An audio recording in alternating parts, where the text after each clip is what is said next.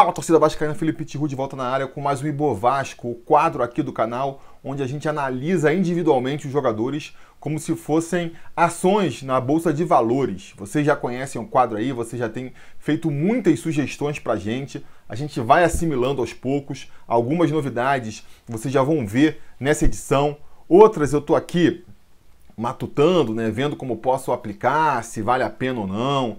Por exemplo, muita gente me deu aí como sugestão usar o Excel ou algum programa similar para fazer o gráfico individual de evolução dos jogadores. É uma boa ideia, estou analisando e aí, conforme passar, porque agora não adianta ainda, né? A gente começou o campeonato agora, a segunda rodada, o gráfico ainda não faz muito sentido.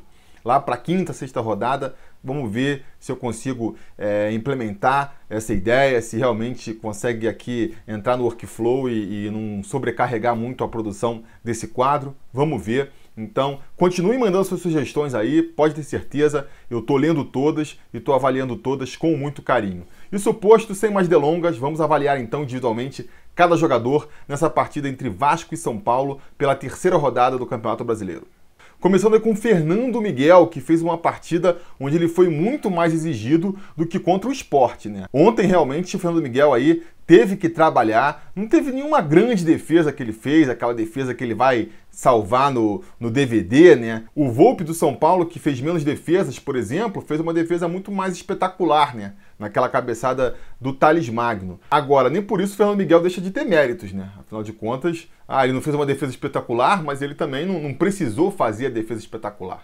E ele tem o mérito de ter ido bem em defesas mais simples, porque foram muitas bolas, então aumenta a chance ali de você errar, né? E de repente uma pequena falha que seja, né? Uma batida de roupa ali, que a bola cai no pé do adversário, já poderia ter sido suficiente para o São Paulo ter abrido o placar. Então por isso eu já estava meio inclinado ali em aumentar a cotação dele, mas eu estava na dúvida, né? Porque no jogo contra o Sport eu fiquei tentado a diminuir a cotação dele e no final relevei. Falei, botei ali com a cotação igual. Aí eu pensei, bom, para compensar hoje, como eu estou meio na dúvida, eu posso não subir a cotação dele também, né? E eu fui benevolente na última rodada, nessa aí eu sou um pouco mais exigente e mantenho a cotação dele. Mas aí no final do jogo veio o pênalti do São Paulo, ele agarrou o pênalti, defendeu ali o pênalti brilhantemente. A sua defesa foi anulada pela arbitragem, é verdade, né? Ele se adiantou um pouco ali, mas eu acho que serviu como um sinal para mim de que realmente ele merecia ter a sua cotação aí aumentada aqui no Ibovasco e por isso ele vai subir aí mais 50 pontinhos no nosso quadro. Na lateral direita, Caio Tenório, para mim fez uma partida muito segura, eu gostei muito do garoto, a gente tem que levar em consideração que foi a primeira partida dele contra um time grande, né? O primeiro clássico nacional da carreira do Caio Tenório, primeiro jogo onde ele começa como titular. Começou um pouco nervoso, como o time todo, na verdade, do Vasco foi envolvido no começo da partida, mas aos poucos ele foi se inteirando ali, acho que fez um bom papel ali na lateral direita, né? Ao contrário do que eu imaginava, ele cumpriu ali a função do Pikachu, né? Manteve ali a postura tática do Pikachu, de marcar atrás como lateral, mas apoiar bastante na frente também. E eu gostei. Aqui no Ibovasco a gente comenta sempre, né? A análise é individual e a gente compara individualmente. Então, assim, quando é um garoto da base, é um cara que está começando agora, que está tendo as primeiras oportunidades, a gente tem que levar isso em consideração. Não pode avaliar um garoto que acabou de subir como um jogador que já está aí há 10 anos jogando bola, já tem muito mais experiência, ou que vem contratado para resolver. A gente não pode avaliar esses dois jogadores da mesma maneira. Um vem com uma expectativa e uma pressão, o outro vem com outra. E o Caio Tenório, que a gente mal tinha visto jogar no profissional até então, tem me surpreendido positivamente, tem mostrado aí uma tranquilidade, tem mostrado aí também uma segurança jogando ali na lateral direita. É claro, tem muito para evoluir ainda, mas já está mostrando que pode sim ser ali o reserva do Pikachu, né? O reserva imediato do Pikachu para entrar no time quando ele não puder jogar. Acho que perde o Cláudio Vinck nessa, né? Cláudio Vinck, ele cai aí na cotação, mesmo sem ter atuado, porque o Caio vai subir, né? Vamos deixar claro aqui, sobe a cotação do Caio, vamos falar mais na frente, depois o Caio sai, entra o Miranda ainda por cima. Então, assim, o Cláudio Vinck é que, mais uma vez, vai perdendo aí espaço nesse elenco do Vasco. Mas seguindo agora, então, vamos na nossa linha defensiva, né? E por que eu tiro o Caio da linha defensiva? Porque ele, que eu já falei, né? tá jogando nesse esquema tático do Ramon, onde ele atua mais avançado. Os outros, os dois zagueiros e o Henrique, eles formam uma trinca de zagueiros mesmo, né? O Henrique, principalmente, ele virou um terceiro zagueiro ali. Ele mal passa do meio campo, né? Parece que aquele medidor ali, aquele GPS que eles põem nas costas, no caso do Henrique, dá um choque se ele passar do meio campo. Então a gente viu ele bem preso lá atrás. Isso ainda ficou mais evidente ali com a entrada depois no segundo tempo do Neto Borges fazendo a lateral mesmo. Aí o Henrique virou um terceiro zagueiro de fato. E tem ido bem, né? E tem ido bem. Vamos começar falando do Henrique, então. Vou subir a cotação do Henrique também. Eu acho que ele é um jogador que é muito perseguido pela torcida, porque não é um craque, porque já teve partidas ruins, é verdade. E aí a gente sabe, né? Quando você cria ali o estigma, quando a torcida te etiqueta de mau jogador, você tem que, jogar o dobro do resto para voltar a ser reconhecido. E eu acho que o Henrique está passando por essa fase, né? Ele está jogando muito bem, ele tem segurado as pontas ali atrás, e aos poucos a torcida está tendo que dar o braço a torcer de que ele não é essa porcaria toda que a gente vinha falando. Isso tudo tendo o mérito também de estar jogando numa posição diferente, com obrigações dentro de campo um pouco diferente do que ele vinha acostumado, está segurando a bronca, por isso a gente vai subir a cotação do Henrique também. Vou subir a cotação também do Leandro Castan, nosso líder e capitão, que mais uma vez segurou muito bem a bronca lá atrás. Eu ia comentar e acabei me perdendo falando do Henrique, mas assim, essa trinca de zagueiros eu acho que está indo muito bem, porque nesse esquema tático do Ramon, principalmente aquele do primeiro tempo, a nossa zaga fica muito exposta. Eu acho que o adversário consegue chegar com muita facilidade na entrada da nossa área, acaba estourando tudo nas costas aí dos nossos zagueiros, e eles estão segurando a bronca. Essa que é a verdade, eles estão segurando muito bem a bronca. Então, por isso que eu subi a cotação do Henrique, por isso que eu vou subir também a cotação do Castan, que além de ter jogado bem como zagueiro ali, como integrante da trinca de zagueiros, ele também exerce muito bem ali a sua liderança dentro de campo, seu papel de capitão, soube pressionar o árbitro ali, os adversários. Então, assim, por conta disso tudo, ele vai subir mais uma vez na cotação. Eu só vou estabilizar o Ricardo Graça, que eu acho que foi o pior dos três ali, né? Pior dos três não, o menos melhor dos três, porque vi muita gente criticando aí a atuação do Graça contra o São Paulo. Eu acho que não, acho que ele foi bem sim. Repito, acho que a trinca de zagueiros inteira foi bem, eles estão muito expostos por causa dessa formação do Ramon e estão segurando a bronca. Agora, dos três, o Ricardo Graça realmente foi ali o menos melhor, né? Ele deu umas vaciladas em alguns momentos, tem a dificuldade natural de estar jogando com o pé trocado. Essa adaptação até ela ficar completa leva um tempo mesmo, mas eu acho que ele foi bem sim. Eu vou estabilizar a cotação dele, né? Vou manter a cotação dele ali, porque eu acho que ele fez uma boa atuação, sim, apesar de tudo. No meio a gente começa com o Andrei, né?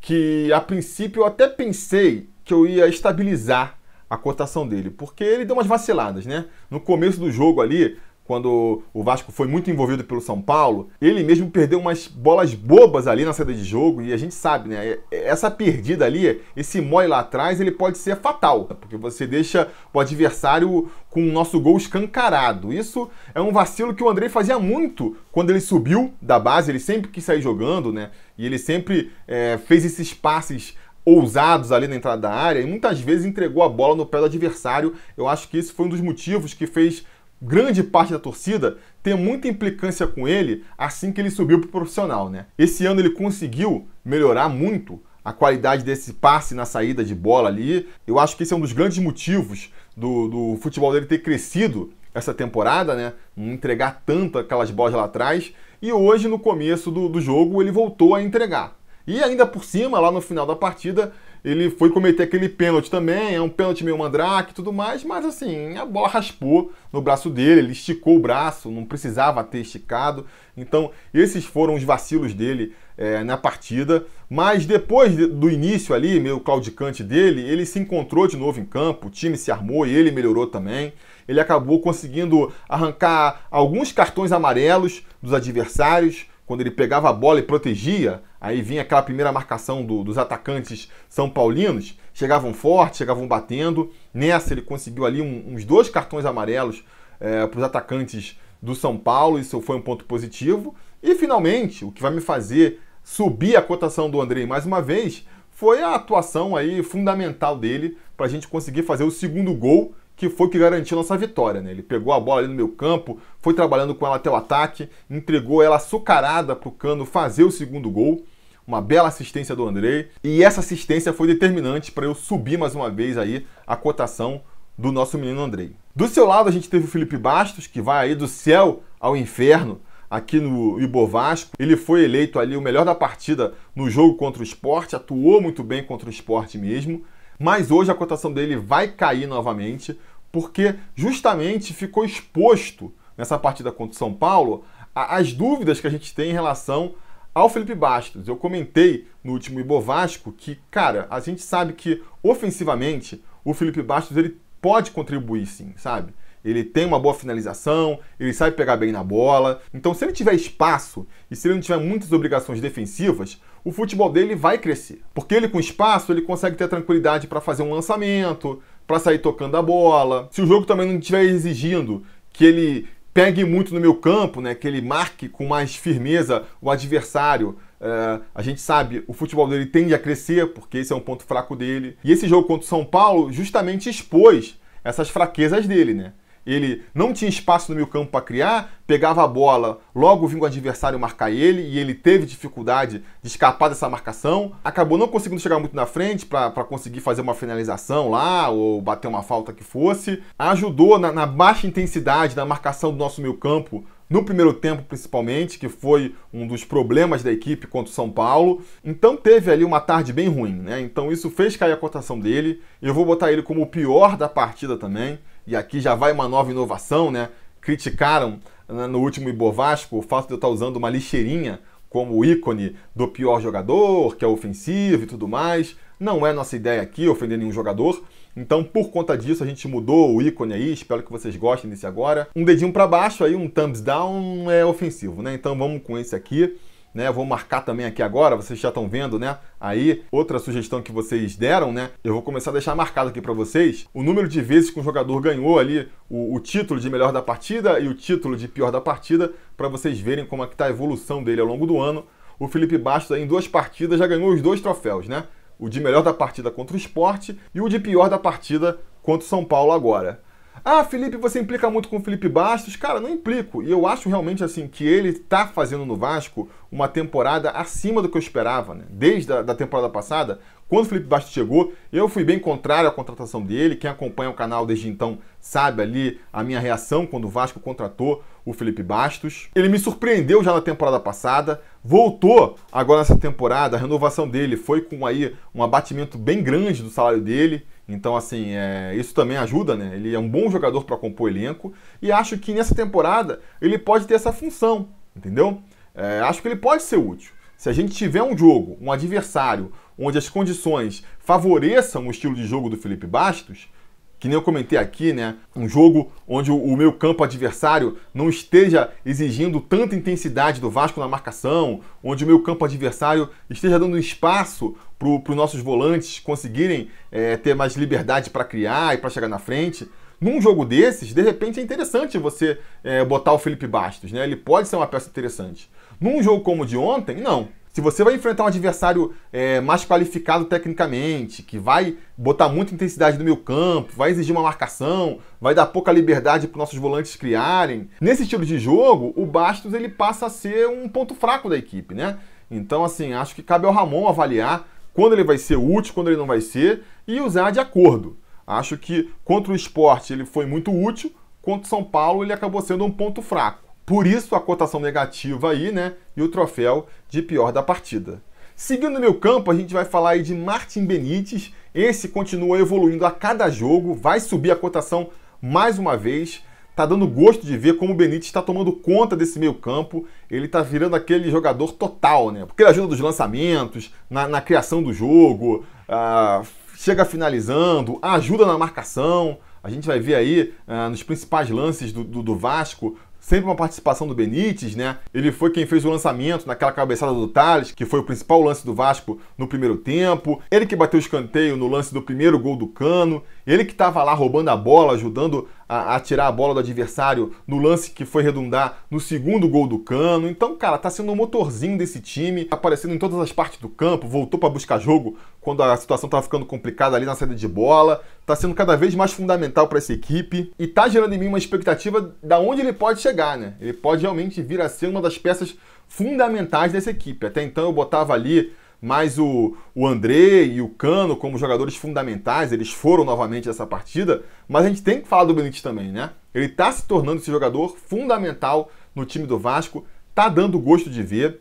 Só não vai ganhar o troféu aí de melhor da partida porque tem o Cano, né? Tem Germancano, vamos até antecipar aqui a avaliação dele. Germancano vai subir mais uma vez na cotação, vai ganhar o título aí de melhor da partida. Não tem como tirar esse título dele com ele fazendo 2 gols fundamentais aí para a vitória do Vasco. Eu acho que um dos grandes diferenciais do Vasco nessa partida de ontem, em relação ao que a gente está acostumado a ver no nosso time, é o Germancano. É aquele cara que tem 2 oportunidades na partida e converte 2 gols. Eu comentei já no pós-jogo de ontem, né? Muitas vezes a gente viu o Vasco dominando muito mais a partida do que dominou ontem e não conseguindo sair com a vitória porque não tinha quem empurrasse a bola para dentro. Só para ficar um exemplo específico, né? A última partida que eu vi lá em São Januário, ano passado, contra o Atlético Paranaense, foi um jogo onde o Vasco dominou grande parte da partida, teve a bola toda hora passando na frente da área do Atlético Paranaense e não tinha ninguém para empurrar aquela bola para dentro, sabe? Se a gente tivesse já um Germancano naquele time, era capaz de a gente ter ganhado aquele jogo com tranquilidade. Porque, pô, pela quantidade de bolas que passou na frente da área, em 1 ou 2, o Germancano ia conseguir empurrar aquela bola para dentro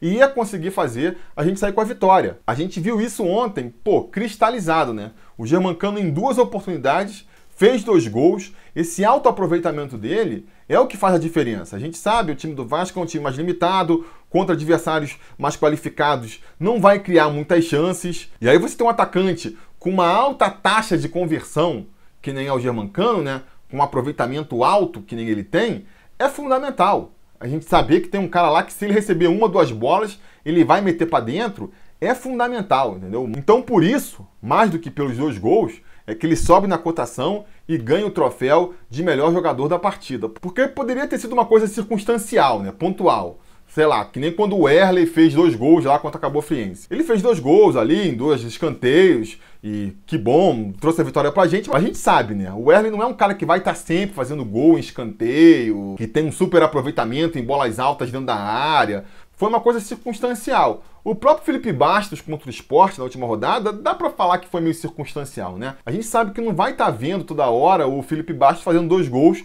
e decidindo a partida. Agora, o Germancano não, né? O Germancano a gente pode ter essa esperança, essa convicção de que cada vez mais, agora faltam pro Vasco aí 36 jogos no Campeonato Brasileiro, a gente dá pra contar que, pô, mais umas 3, 4 vezes ele é capaz de fazer 2 gols e decidir a partida por causa desse alto aproveitamento dele, né? Então tá de parabéns aí, melhor jogador da partida, Germancano. Agora vamos voltar um pouco mais no esquema tático aí, né? E falar dos nossos 2 atacantes pelo lado, né? Começando pelo nosso atacante pela direita, o Gabriel Peck, que não teve uma boa tarde, né? Não foi uma grande atuação do Gabriel Peck. Acho que a galera tá pegando um pouco pesado com ele, sabe?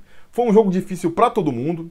Foi um jogo ali onde a bola chegou muito pouco ao ataque e isso dificulta, né? É um garoto que tá começando ainda, que tá tentando aprender como jogar nos profissionais, né? Vi muita gente criticando, ele é muito franzino, ele é de papelão, ele precisa ganhar massa muscular para jogar nos profissionais.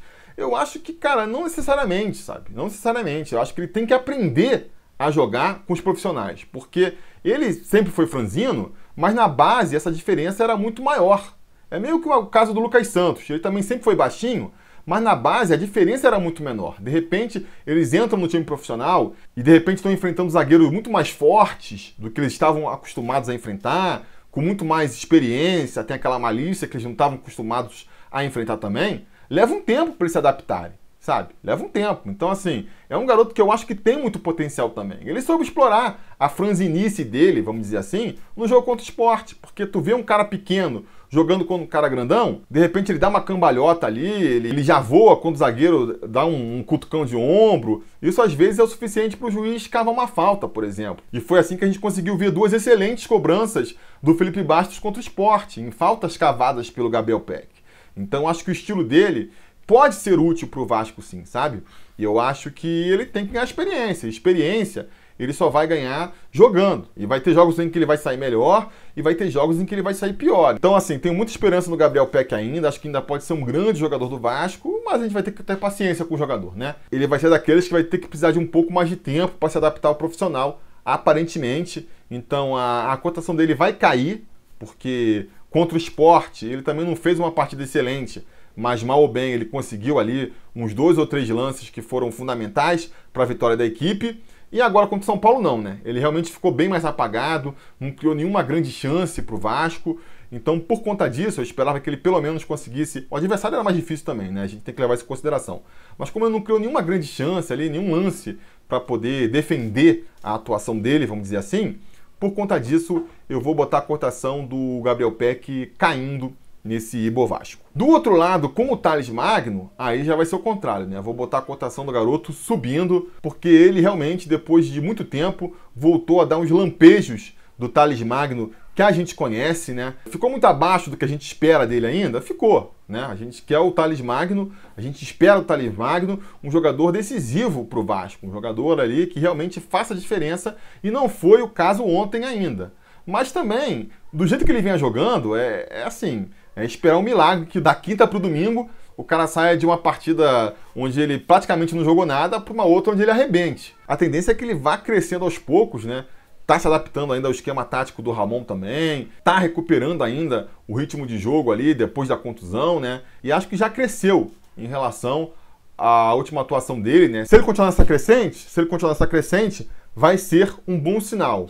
Teve ali algumas cenas que, deram raiva, né? Logo no começo do jogo ali, ele tentou sair jogando e perde a bola, e aí o Dani Alves quase faz o gol, né? Ele chega ali meio atrasado para marcar o Dani Alves também, que é uma obrigação que ele tem nesse esquema tático do Ramon. No final do segundo tempo também, ele, tirou a chance do Cano fazer ali o hat-trick, fazer os 3 gols e pedir música no Fantástico, um contra-ataque que ele puxou pela esquerda, e o Cano estava entrando sozinho pelo meio. Se ele acerta aquele cruzamento, era saco do Cano, com certeza, e ele errou, tocou meio para trás, assim. Foram 2 lances que chamaram a atenção negativamente do Thales Magno, mas deu aquela excelente cabeçada no primeiro tempo, melhor lance do Vasco no primeiro tempo. Conseguiu fazer umas jogadas ali de drible, né, entre os zagueiros são paulinos, tirou 1, tirou 2, não virou nenhuma jogada mais importante, mas mostrou que ele está voltando a ganhar essa confiança, isso é bom. Então, já é melhor do que ele vem apresentando, insisto, e por conta disso, ele vai ganhar aí a cotação positiva. Eu acho que a gente tem que ter paciência com o Thales Magno, a gente tem que ter paciência com os jogadores da base, com o Gabriel Peck, com o Tenório. Eu vejo a galera, pegando muito do pé. Ah, não, o Thales não presta, o Thales tem que ser vendido logo. Como se o Thales estivesse aí há um século no Vasco, né? Sem conseguir criar nada. O Thales tem muito poucos jogos pelo Vasco ainda. Ele tem 11 jogos, esse foi o 11º jogo dele em 2020. Ele teve 15 jogos pelo Vasco no ano passado. A maioria desses jogos ele nem jogou o tempo inteiro. Então, se você pegar os minutos dele como profissional, são muito poucos. E nesses poucos minutos, ele já encantou a torcida, ele já mostrou todo o potencial que ele pode ter. Agora, vai oscilar também, sabe? Vai oscilar também. Então, o cara tem ali 26 jogos pelo time profissional e já tem gente querendo declarar que o cara não presta, que ele foi uma enganação. Acho um exagero. Acho um exagero, que nem acho um exagero com o Peck, que nem eu falei, e com outros jogadores da base. A gente estava aí, a discussão nesse final de semana foi a atuação do Marrone, que fez 2 gols no Atlético Mineiro, e aí fica aquela discussão, tá vendo, queimou o jogador, não devia ter vendido, ah não, ele não jogava nada. E, cara, já vi que vai ficar essa discussão toda a rodada, né? Na próxima rodada, o Marrone ele vai perder um gol na cara, e aí vão ser os detratores do Marrone que vão vir, tá vendo, já tinha que ter se livrado dele e tudo mais.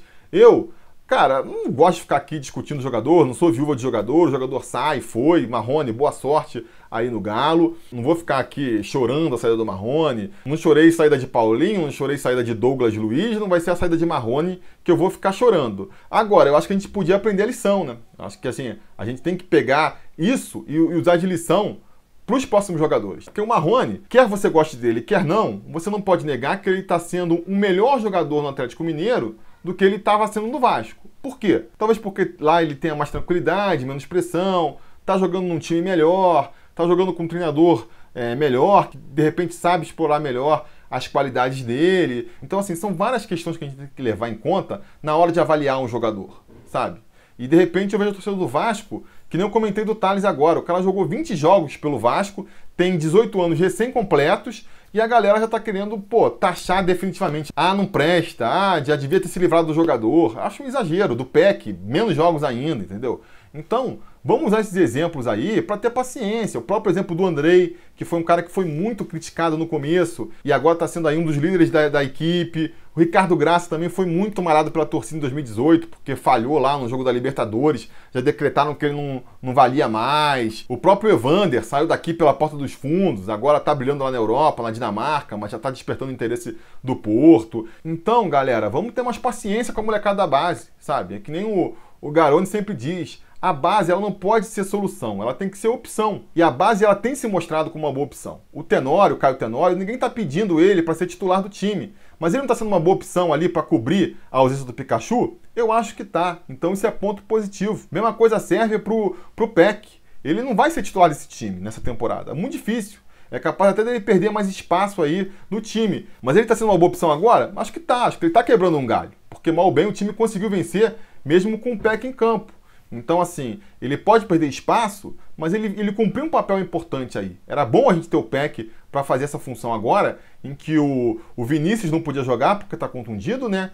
E o Parede também não podia começar como titular, porque aparentemente não está 100% ainda, né? Vamos aqui até novamente, então, antecipar uma avaliação e falar logo do Guilherme Paredes, que entrou só lá no final do segundo tempo, né? Teve muito pouco tempo para jogar ainda de novo. É difícil de fazer uma avaliação do Parede, porque ele entra no finalzinho, ele entra quando o time já está todo fechadinho lá atrás, só querendo conservar o resultado, e fica difícil de avaliar. Fica difícil de avaliar. Parece, assim, pelos poucos lances, que ele pode ser importante nessa temporada do Vasco, sim, mas eu queria ver ele mais tempo em campo, né? Queria ver ele mais tempo.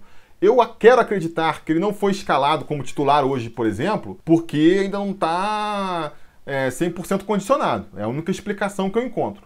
E eu acho que isso naturalmente vai acontecer. Quem sabe, espero, já aconteça agora contra o Ceará. A gente veja uma inversão aí, né? O Parede começando jogando pela direita, porque é um jogador mais experiente, porque é um jogador que já está numa outra etapa da carreira, e então ele deveria começar como titular. E o Peck, se for o caso, ele entra no segundo tempo, né? Ele vira uma opção para o segundo tempo, para mudar o jogo, quando o Parede já estiver cansado. Eu acho que isso é uma coisa que faz muito mais sentido e que eu acho que a gente vai ver acontecendo, sabe? Se não for agora na quinta-feira contra o Ceará, fatalmente no domingo contra o Grêmio, isso pode acontecer. De repente, se for o caso, é melhor nem levar o Parede lá para Fortaleza, deixa ele treinando essa semana em São Januário, para preparar ele para o jogo contra o Grêmio. E aí vai de Peck contra o Ceará, e eu tenho certeza que ele vai ajudar o time ali a conquistar mais uma vitória, entendeu?